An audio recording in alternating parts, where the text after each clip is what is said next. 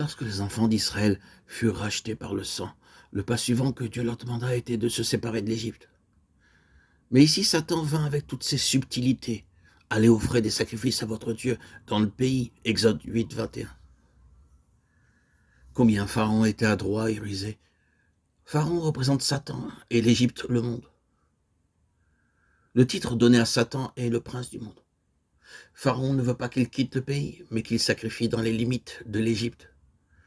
C'est le premier compromis de Satan pour empêcher le peuple racheté, pour lui interdire l'entrée dans la plénitude de Christ.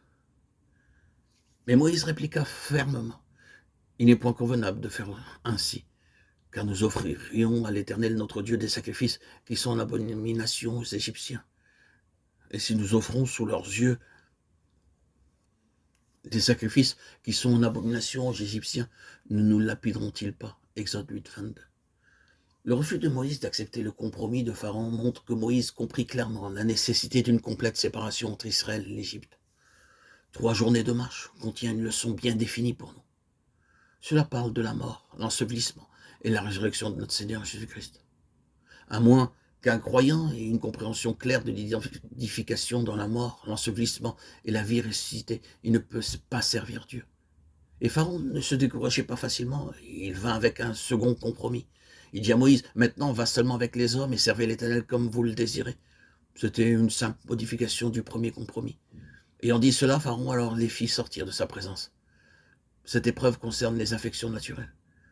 Il était suffisamment sage pour savoir que si les hommes quittaient leur famille établie en Égypte, ils retourneraient vers elle. Leur amour les ramènerait en arrière. Mais pour cette suggestion, Moïse avait aussi une réponse sûre, parce qu'il connaissait la volonté de Dieu et voulait lui être fidèle.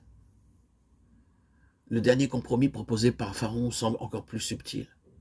Et Pharaon appela Moïse et dit, « Allez servir le Seigneur, seulement vos troupeaux resteront, que quelques-uns aillent avec vous. » C'était une tentative dirigée contre Moïse pour qu'il cesse toute activité. Cela souligne la persévérance avec laquelle Satan conteste notre séparation en vue de la plénitude en Dieu. Il nous cache la possession de notre héritage en Christ. En réponse à la suggestion de Pharaon que les Israélites laissent leur cheptel en Égypte, Moïse déclare fermement, « Nos troupeaux aussi iront avec nous. Il ne restera rien en arrière, pas même un sabot.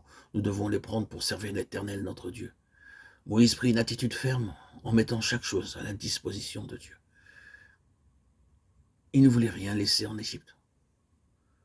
Aujourd'hui, le principe de Dieu est le même que nous vivions comme un peuple racheté, mais également comme un peuple séparé.